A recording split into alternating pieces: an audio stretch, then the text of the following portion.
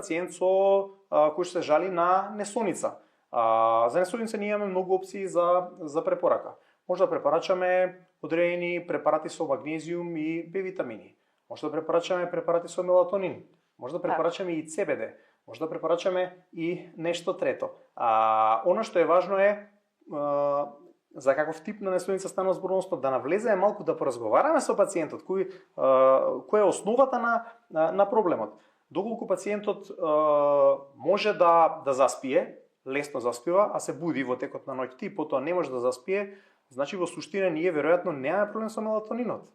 Тој се лачи, ние заспиваме, меѓутоа нашиот организам е возбуден под стресе и се прекинува тоа. Симпатичкиот нервен систем функционира. И тоа е можеби многу полош од кога да не може да заспиеме одеднаш. Значи ние треба да го смириме во таква ситуација, на пример, добра идеја да се земат препарати со ЦБД и нормално ќе ги земеме навечер, ќе ги земеме пред спиење и на тој начин ќе му помогнеме на нашиот систем, како што рековте, да го ставиме во рамнотежа, во еден еквилибриум, меѓутоа не треба да очекуваме дека тоа ќе се случи одеднаш.